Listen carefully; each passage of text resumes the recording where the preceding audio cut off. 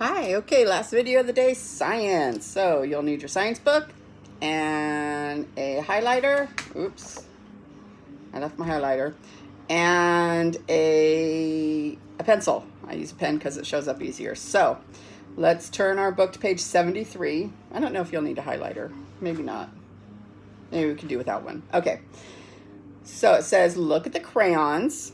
You use crayons to draw. How are these crayons being used differently? Well, what are they holding? What is that on that is affecting the crayons?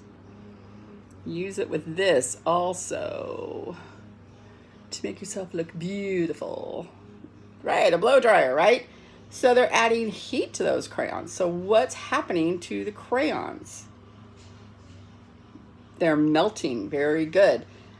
One year, we had a pumpkin contest, and I saw this, or somebody I knew saw this, and they put crayons on a pumpkin and blowed it dry, and it just melted everywhere.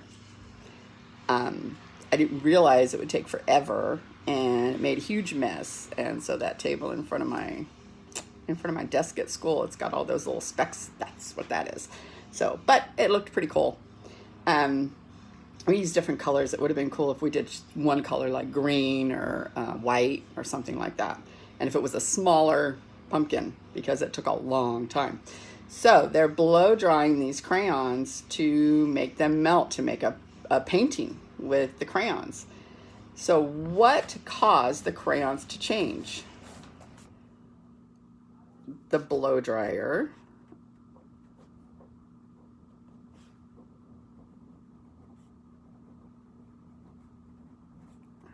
And what is the blow dryer blowing on hot air? The blow dryer blowing hot air caused the crayons to melt. I'm melting, I'm melting. Okay. Okay, so let's turn the page.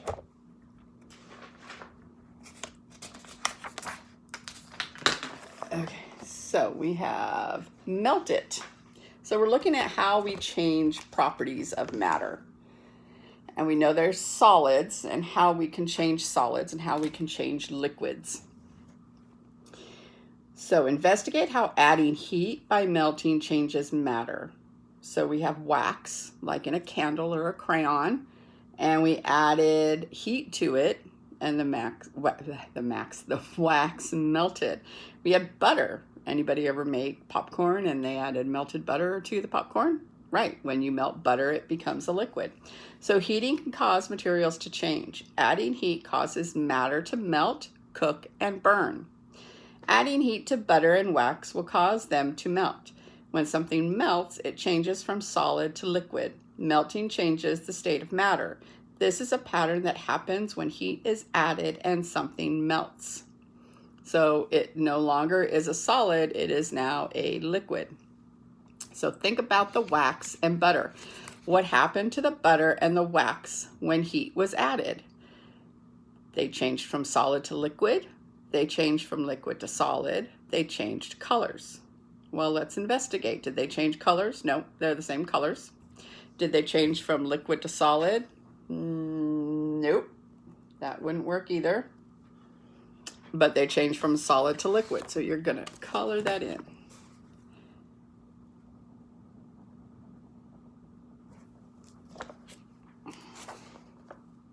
Very good. Okay, so let's turn the page. Now we're gonna learn about cooking. Cook it. Look at the pictures to see how adding heat by cooking changes matter. We've got pancake batter, which when cooked becomes a pancake. And we've got raw chicken, when cooked becomes chicken you can eat. You can't eat raw chicken. You eat raw chicken, you're going to get sick. So anytime you get chicken and there's red inside, don't eat it. You're going to get sick. It will give you an upset stomach. And you might lose the chicken that you just ate. And so heating that makes it edible. We can eat the chicken. It kills the germs that live inside the raw chicken that can hurt us. So think about what happens to food when they are cooked. Heat from the skillet was added to the pancake batter and the chicken. Both times, heat caused the foods to change in the same ways. This is a pattern that happens when heat is added and something cooks. They're both cooked, but I don't think the pancake batter changed from a liquid to a solid pancake though, right? When we added heat to that pancake batter, it changed to a solid. So that's kind of opposite of what happens to the butter. When you add heat, it melts. When you add heat to the pancake batter, it changes to, or brownie batter or cake batter, it changes to a solid when you heat it, when you cook it. Page 77, which properties of the batter and the chicken changed when they were heated? Choose all correct answers. So let's look at these. Lost my pen, there we go. We have color. Well, let's look at the colors. When the pancake batter is not cooked, it's a beige, white, off-white, and then it turns brown. When the chicken isn't cooked, it's pink and it turns brown, so color changed. Flexibility. Can you hold pancake batter in your hand like you can hold pancake? Nope. So that changed. And texture. Went from a liquid to a solid, and the chicken went to, like if it's raw chicken, you can't bite into it. It's not very flexible or tender. So texture also changes, okay? It gets crispy when you cook it also. So do you see patterns in what happens when foods are cooked? If so, what are they? And record your answer. So what happens when foods are cooked? What happens to the properties? Pretty simple. They just change, right? So when food is cooked, the properties change. That's the pattern.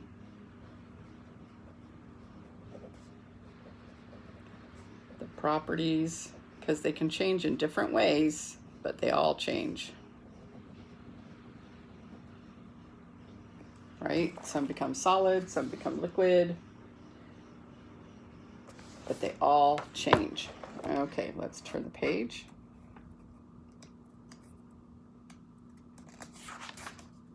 Burn it. Hopefully you don't burn your pancake or your chicken, because then it is not edible. Okay, look at the pictures to see how adding heat by burning changes matter. So we have a leaf, and then they put it in a pot and burned it. What happens when you burn a leaf? Turns to ash, right? And a stick. And what happens to stick when you burn it? Like a little tongue depressor, a wooden stick, craft stick.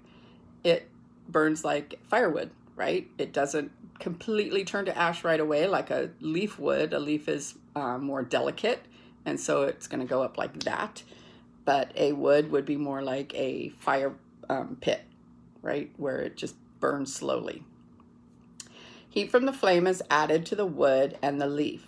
This causes the materials to burn. Burning can also happen when you cook something too much.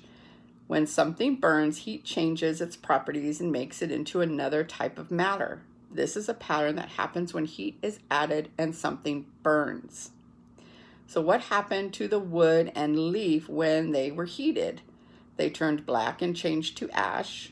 They changed from solids to liquids. They did not change. Well, they changed, so we can't use that one. And they didn't turn into liquids, that's for sure. But they did turn black and change to ash. The wood takes a lot longer than the leaf does, but eventually it will turn to ash.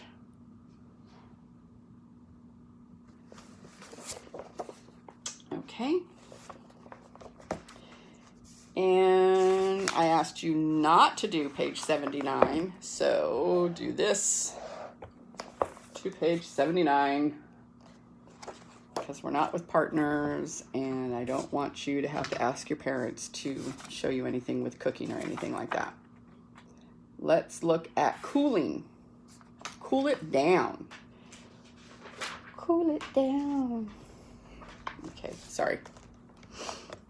Okay, what happened to the water in this waterfall? Heat was taken away and the water froze. When something freezes, it changes from a liquid to a solid. Liquids such as milk, tea, and broth will freeze and change from a liquid to a solid. Freezing is a pattern that happens when enough heat is taken away. So, compare the temperatures of Fairbanks, Alaska to Miami, Florida. Right? Greater than or less than or equal to compare the temperatures. So, is Fairbanks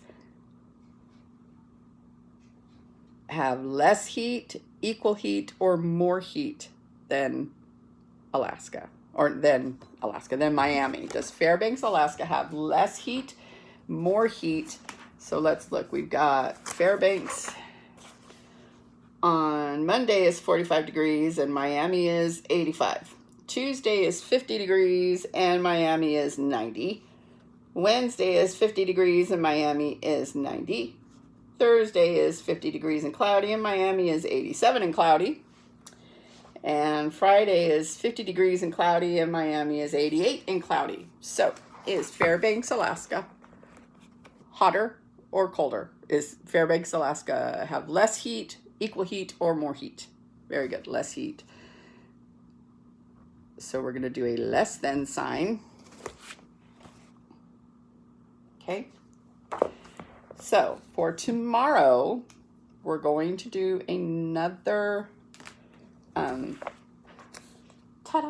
another experiment. So here's what I want you to do tonight. Okay, so tonight, for tomorrow, we're going to get a flower from your garden, from a vase. It could also be a leaf, whatever you have outside, whatever you have in your own backyard, front yard that you can cut off and put in your freezer, okay?